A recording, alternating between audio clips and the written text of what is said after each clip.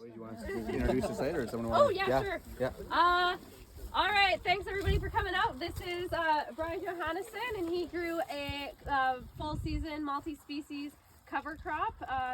He received funding through the Prairie Watershed Climate Program.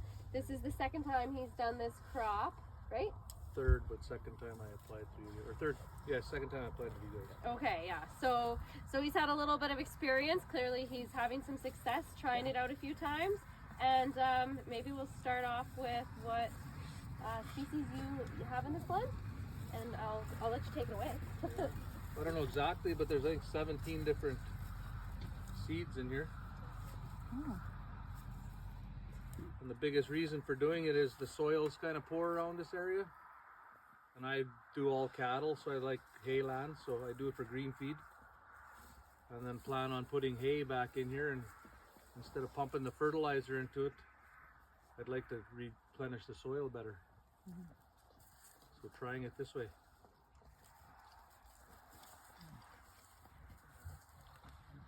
So this is your third year. Third year doing it, yeah. Are you seeing an improvement in? It seems like it, yeah, but the biggest thing to notice is when I put it into hay, if the hay catches great and if it lasts long. Are you putting the hay in next year? Yeah, in this area here, I'm gonna put hay. Okay. Yeah. Could be a good experiment. Yeah. Are you gonna put it on the worked part too? No. And have a comparison trial? No, I might put this blend over there again, maybe. Okay. So what do you have in between? Like this is the winter, or is what do you do during the summer, or is it? Well, this year was, like Craig said, a terrible year, so I didn't seed this till like July 23rd. Okay. So it's sad. And we were on the verge of too wet, and then we got too dry. So like it didn't yield very good this year, but like as you can see, like all the turnips and parsnips and like all that other stuff really took off. But it only grows this tall, so it didn't, the tonnage didn't happen, but I'm more looking forward to replenishing the soil. So I still took a chance at seeding it so late. So the turnips were for the leaves only. It was not indeed. Okay. Yeah, the leaves are for the feed, and then Yep. the turnip, I guess, is to help the soil, right? Right. It helps break it up. Yeah. I grew up feeding the turnips themselves to the Yeah. animals. But that's why I'm asking. Yeah. Yeah. We've had some producers who do this, and then they put their livestock on it, and sometimes they'll pull up the turnips and eat them. But yeah, the goal is to sort of break down the aggregates and allow for better water infiltration. Gotcha. Yeah. Tell us more about the seeds. Like, how are you getting 17 seeds to plant, and where are you getting them from and stuff? Well, I buy a blend through Squirrel Creek Seeds, and then I just use a press drill. Very good. And I just set the rate where I figured If not, give it'd me be another good, shot, and, okay? and that's about it. You do certain depths or certain help with Put the press drill down and go. the. Yeah. Yeah. Wherever it goes, it goes. That's right. Right? And then I harrow it and pack it, so it all gets Yeah. mixed up. Yeah. You have a hay barn, I assume, with all Like the this rocks. pine. You do this with even with the rocks. How's that going? Well, I pack and then I try to cut a little higher. Right. Yeah. Because it's dry, the rocks didn't pack the best. Right. But yeah, I didn't hit a rock going through here at all. Okay. Do you think you'd ever be able to do your own seed? I wouldn't try, no. No, I'm not into grain farming, so Yeah, you gotta be pretty Yeah. big. So how many acres did you? there's 60 acres here. Yeah. And actually in the back I left some standing, so there's like a few different, like it didn't turn out the best, but there's a few different things standing over there if you guys want to drive out back and look at that. How many deer are you feeding? Lots.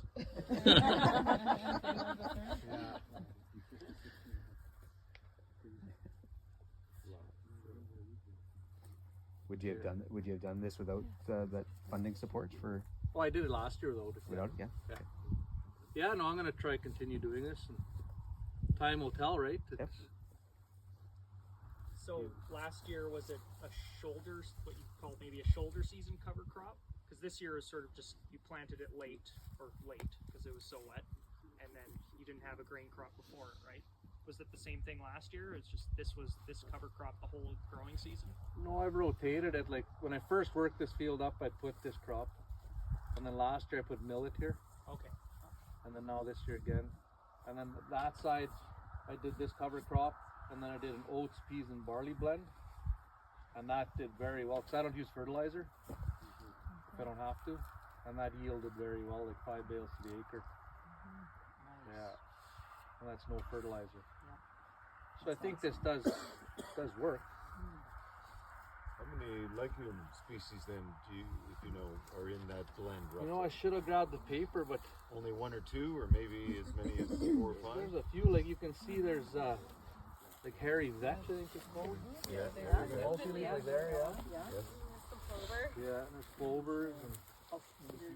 I don't think there's any alfalfa, but there's No, veg, no the alfalfa in there, clover. Celery? Well, no, That that's would like be a the parsnip, I think. Yeah. Yeah. Yeah. See, there you go. Yeah. So who did you talk to when you were deciding what to plant? Oh, just the place that sells it. Yeah. Depending when you're seeding it, and they have a few different varieties. Some have less seeds, some have more. Like this is the most with the most seeds. Oh, there's pea. There might be pea. Yeah, there's peas in here too. Yeah. Yeah. So you're hoping that these will grow next year? Huh? No. This is just this will get worked into the land. Oh, okay. Yeah. Like in the spring, I'll work this up nice, and then I'm gonna put a hay field in here, alfalfa, or I might try Sainfoin. We'll see, or Sainfoin alfalfa blend maybe. Brian, what were you expecting per tonnage out of this? Well, last year I got 4.5 bales to the acre, so they're roughly 2,000 pounds a bale. Yeah. And the year before I seeded it kind of late over there, but we had lots of rains right after I seeded it.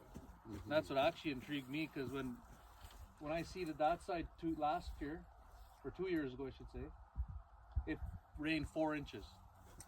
So water was sitting everywhere. And then I got a field just over there, and I seeded oats, peas, and barley, and that flooded out, drowned out, and this didn't. Like lots of stuff came back because there's that much variety, right? And I still got lots of hay. Yeah. Regardless of what the weather does, there's always Yeah, like something I that's thought it'd all be okay. drowned out too, right? And no, it really. Yeah. Yeah.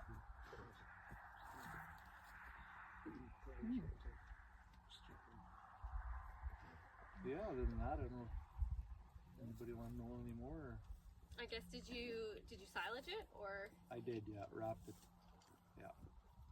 What did this blend cost you, Brian? You remember? I think it's about $70 an acre.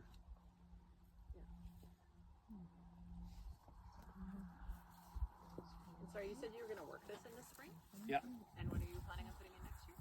I'm gonna put in like a hay field. Like I haven't decided yet, but And you wouldn't think to just drill into it? Because you drilled this in, right? Or what? I got a press drill, like so. You need to work the field up for a press drill. Like if I had an air seeder or a disc air seeder, I could possibly do that. Well, I'm just thinking about if you didn't work this, depending on what kind of equipment you have, like what would these big chunks of, what would this look like in the spring? Like could you even seed into that with that? I'm imagining compost in the spring, but if you're going to work it up anyway, it doesn't matter, but just thinking out loud. Work it all up into the soil. Yeah. Would you seed alfalfa in with this blend and just use this blend as the cover crop? Would that I was work? told no. Okay. I guess there's too much, and it'll steal. I guess from the alfalfa. Right. Yeah, because I thought about doing that, but yeah. That's what I've been told. I guess it'd be neat to try on a small piece. The alfalfa would be sturdy enough to establish itself with all the other action. Yeah, I guess it'd be too much competition, right? Yeah. It's kind of what I was wondering, like if you had a bunch of farmers that you could talk to about, is there anything like that guys are just trying different things, but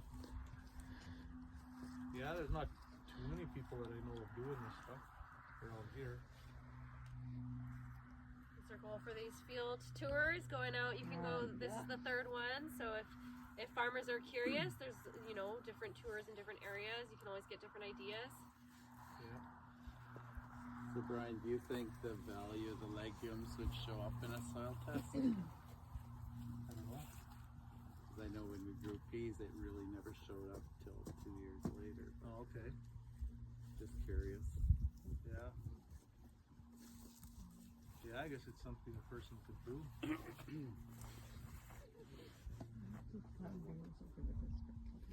Would you leave the stubble over the fall if it wasn't for the program?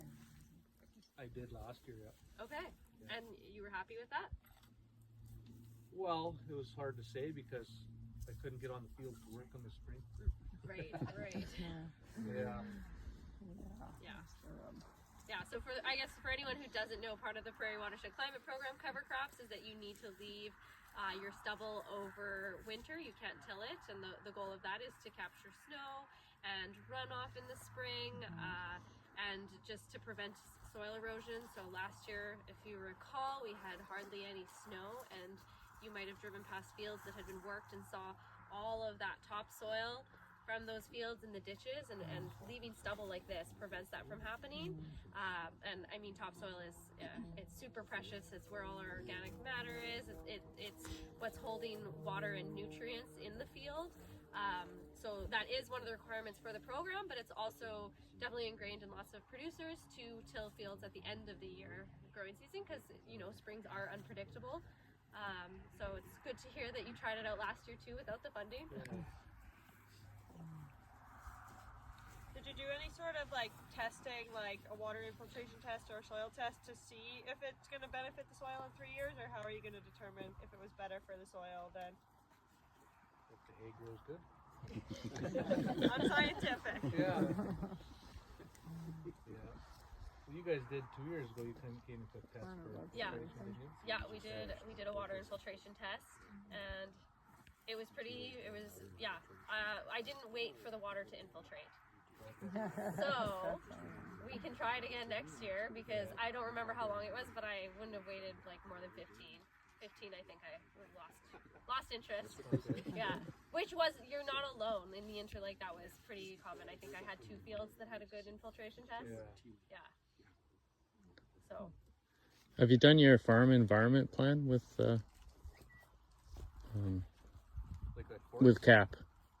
Yeah, I took it. Yeah. Yeah, and what would you think of that? Well, I guess it's beneficial to get the programs.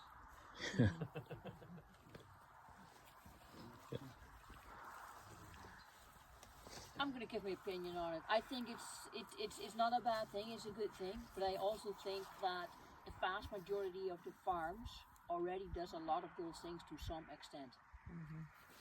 Or at least try. And if they don't, it's quite often because it's weather related. We all know that in springtime it is so difficult to get all the work done, so we're stuck doing some tillage in the fall, whether we want to or don't want to.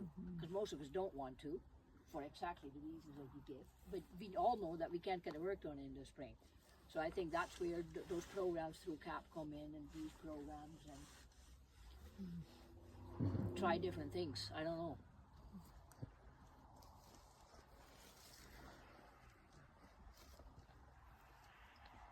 Any other questions for Brian and the cover crop? I don't have a question, but I have a comment, I think. Although someone could confirm, the legume benefit then is probably for only this year's crop, the crop that we see here. Because next year you'll be growing a legume, if that unfolds.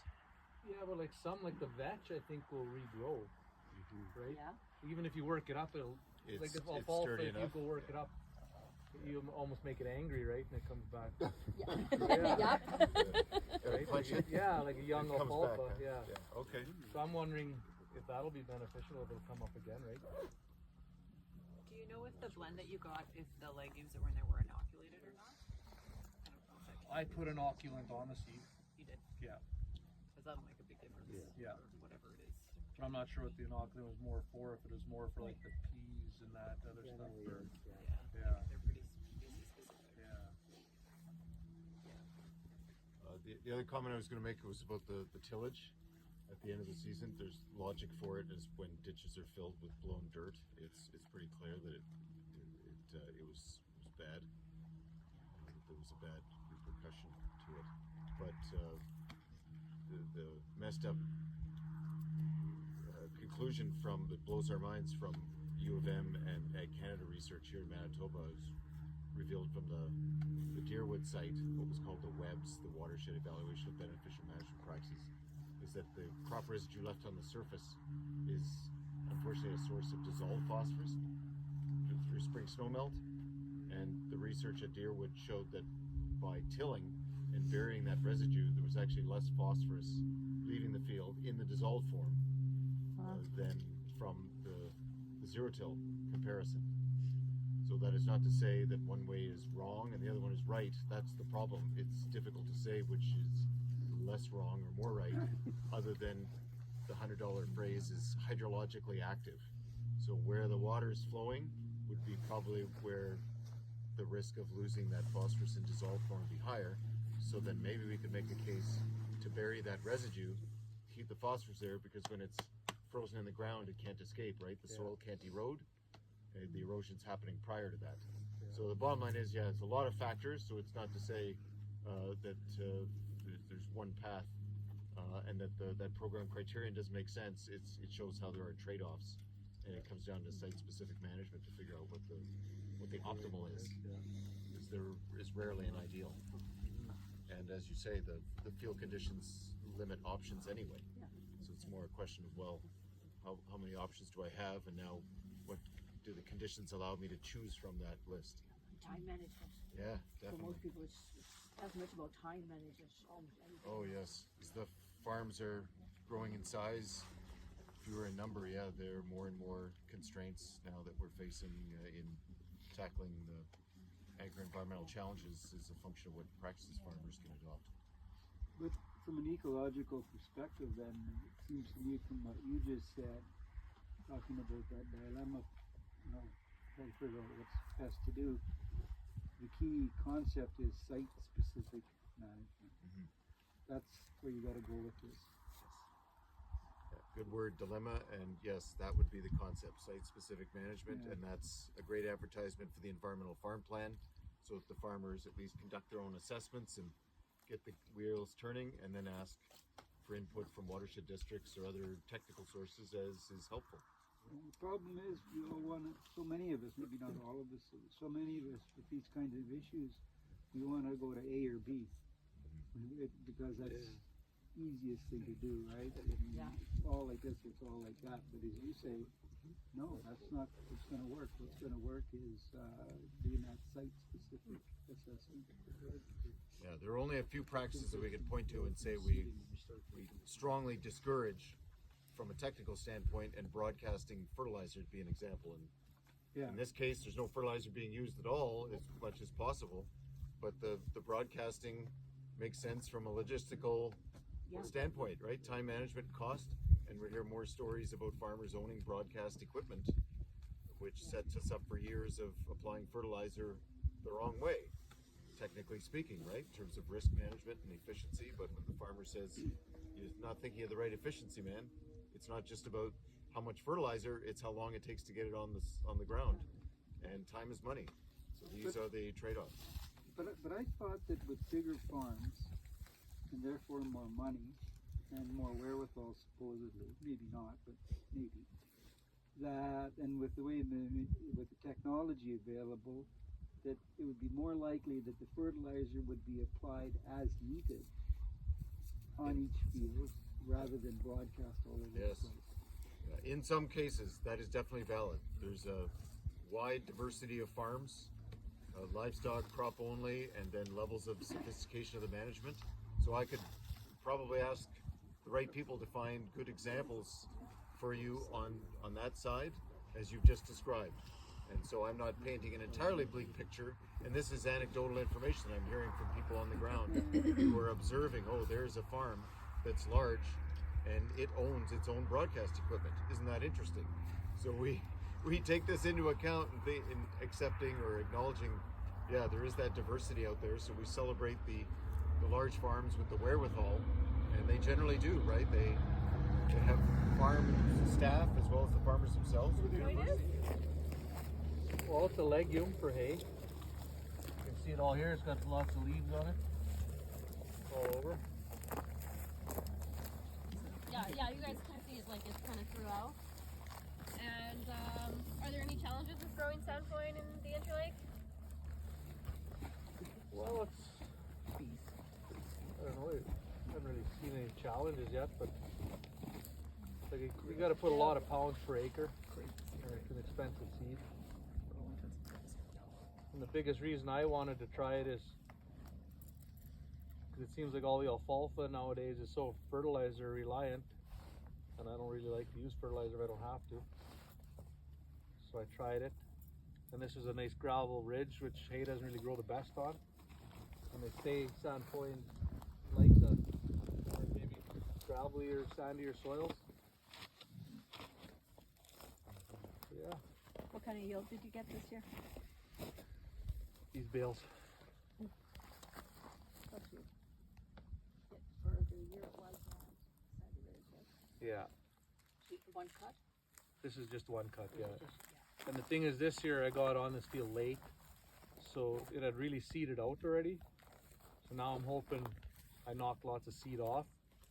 That's another thing about Sainfoin. Like what I was told is you could broadcast it on a hay field, harrow it and pack it, and it'll catch. And I did try that on some hay fields, and it did work really well on a field closer to Gimli. But then the guy wanted more rent, and I didn't want to pay more rent, so I had to give it up.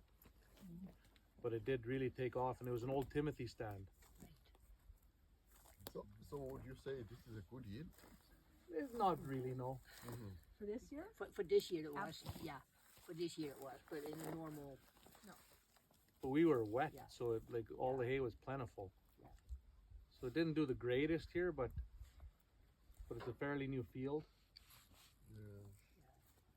and it takes a while for it to establish, I believe. how many years do you expect to get out of this?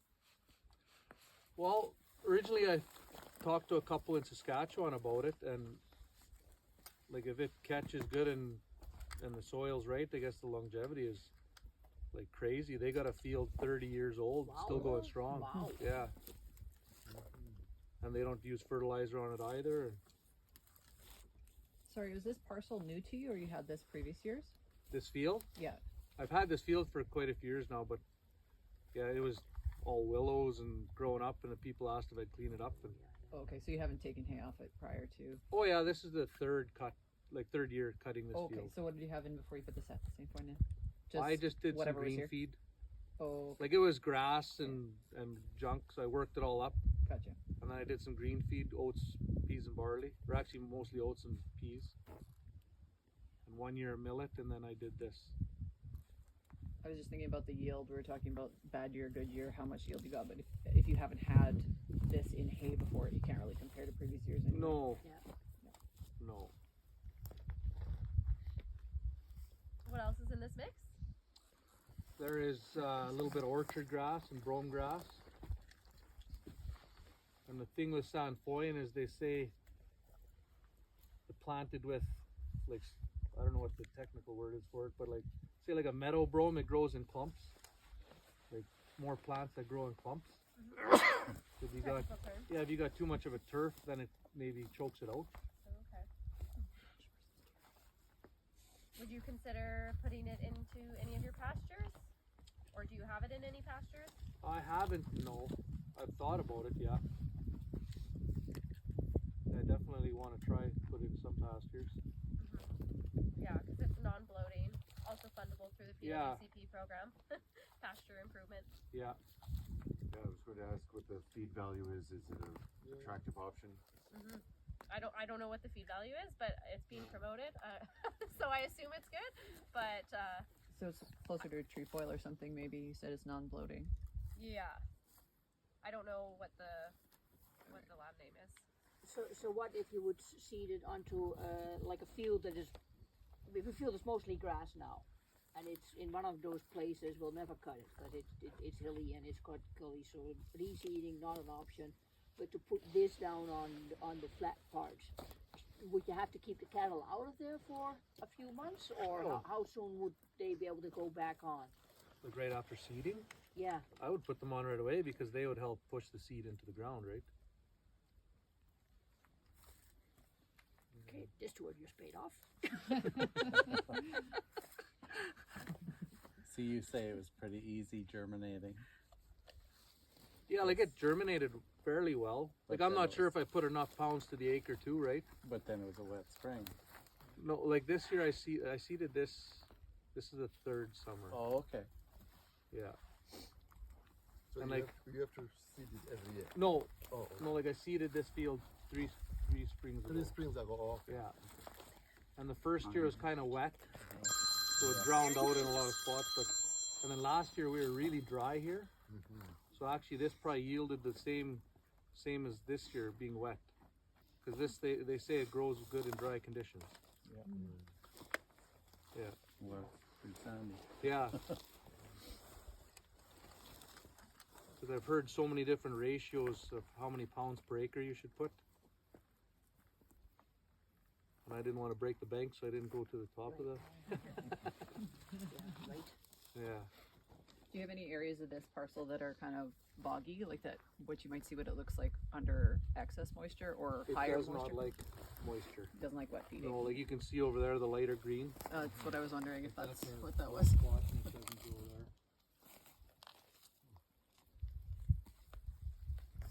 there. Even when I was broadcasting it on fields, I'd shut it off when I'm going around a low spot. Or like, Just don't waste it. yeah, there's no point in wasting it, right?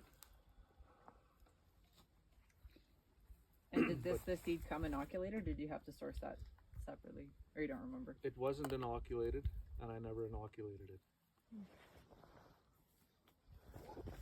I'm not sure, like there's a shell, it's a rough shell, and there's a seed inside the shell. So I'm not sure if that helps it grow, like once it gets in the ground, or... Could be that the species that it needs to inoculate itself could be common to the area, or is Yeah. also Maybe even native. It's could- one or the other. yeah, yeah, It's either native or it's been introduced enough times. that it's around, yeah.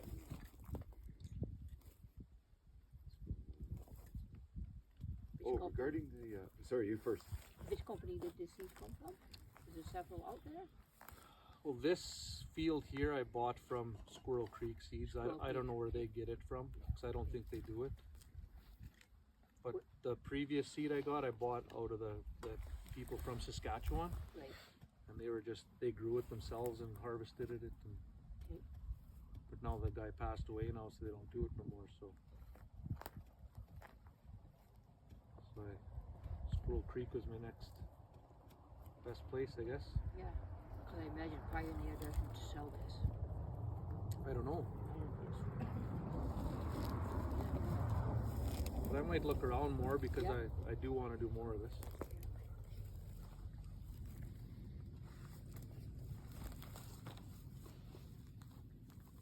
I was going to ask about the nutrient demands of alfalfa.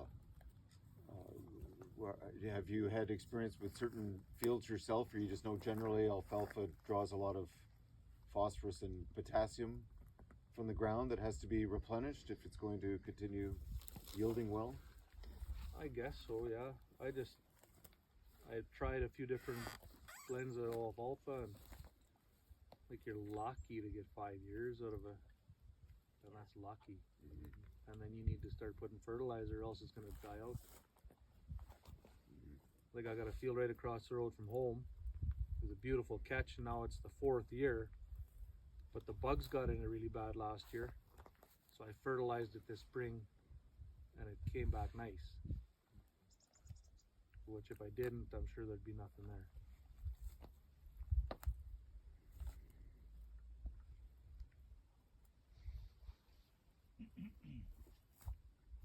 Any other questions for Brian? Okay, thank you very much, Brian. You're This was welcome. wonderful. Thank you.